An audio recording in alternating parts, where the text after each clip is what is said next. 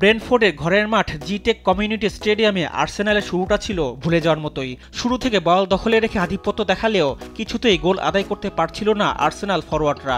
উল্টো ম্যাচের ১৩ মিনিটে গানার ডিফেন্ডার রিকার্ডো ক্যালাফিউরিকে বোকা বানিয়ে ব্রেন্টফোর্ডকে এগিয়ে দেন ব্রায়ান এমবোমো।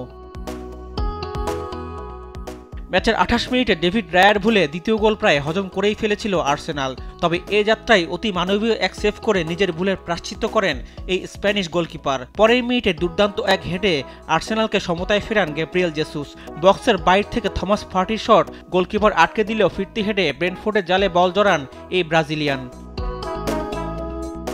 বিরতির পর আক্রমণের ধার বাড়ায় আর্সেনাল। মাত্র ৩ মিনিটের ব্যবধানে ২ গোল করে ম্যাচ নিজেদের নিয়ন্ত্রণে নেয় গানাররা। ৫০ মিনিটে কর্নার থেকে উড়ে আসা বল জটলার মধ্য থেকে জালে জড়ান মেরিনো। ৩ মিনিট বাদেই বক্সের মধ্যে বল পেয়ে জোরালো এক শটে স্কোরলাইন ৩-১ করেন গ্যাব্রিয়েল মার্টিনেল্লি।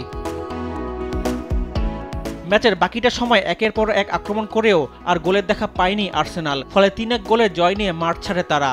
আর এই জয়ে ১৯ ম্যাচে ৩৯ পয়েন্ট নিয়ে নটিংহ্যামকে টপকে টেবিলের ২-এ উঠে এসেছে মিকেল আর্টেটা বাহিনী।